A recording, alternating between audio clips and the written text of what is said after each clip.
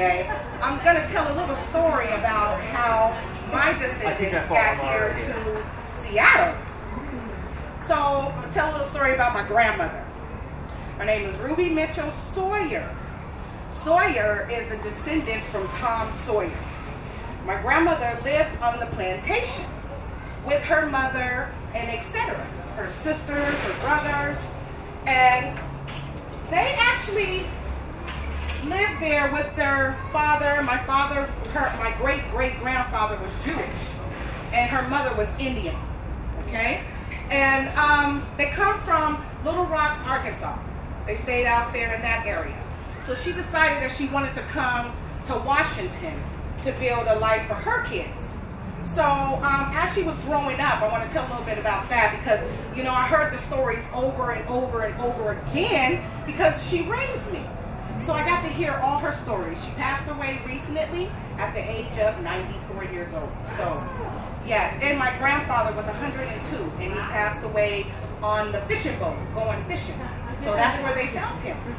So my grandmother used to always tell me stories about her grandfather and in the neighborhood that back then we already know that racism was really big. So if I can give you kind of an idea of how she was living, it kind of makes me think of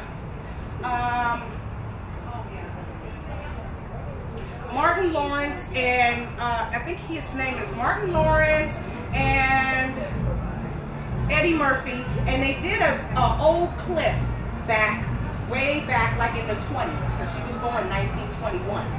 So they did a clip way back then, and during the time is how they kind of like she lived.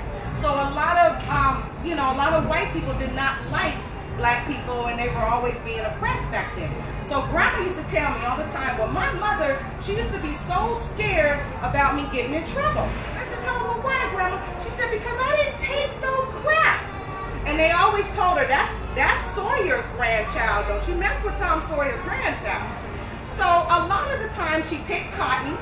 And another story she used to tell me is, Monique, when I was in that cotton field, the person, they used to live off of making cotton, picking cotton. So it was a job to her. So they weighed the cotton. That's what she always told me. They used to weigh the cotton based on her pay. So they couldn't figure out how her cotton was so heavy. She always was the one to come out with the most money at the end of the day. She told me how she kind of did it, you know.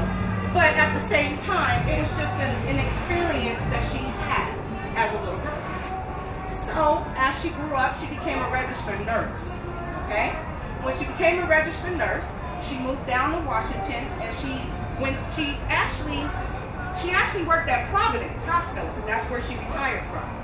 So when she moved down to Washington, Washington was like more of an army land. I don't know if you ever heard of that, but it was based on Navy and, you know, Army, and that's how Washington, Seattle really was. The projects was made for the people who were working in the Army. It was for the service. So if you ever been to Bremerton, a little bit, that's how Seattle looked at. But then we grew a little bit more, okay? So my father, on my other side, they come from Houston, Texas. And in Houston, as you know, same thing applies. My grandfather also was one of the slaves there. And a lot of, back then, when a lot of the slave masters honored their slaves, they left the plantation to their slaves. So I was one of the very fortunate children to read this history about both sides of my family. So not only do I have Jewish and Indian in my blood, my original father's father come from Ethiopia. So I also have that in my blood, which is a Swan. That's where my name comes from. My name is MoniqueTaylorSwan.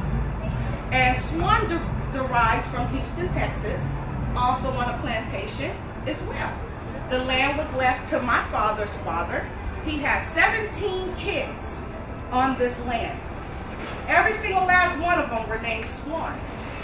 When we became free, we added an N to our name to be free.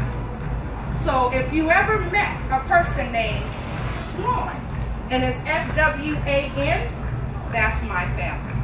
If you ever met a person named Swan, and that's S-W-A-N-N, that's my family. So Lennon Swan, the football player, he's my family.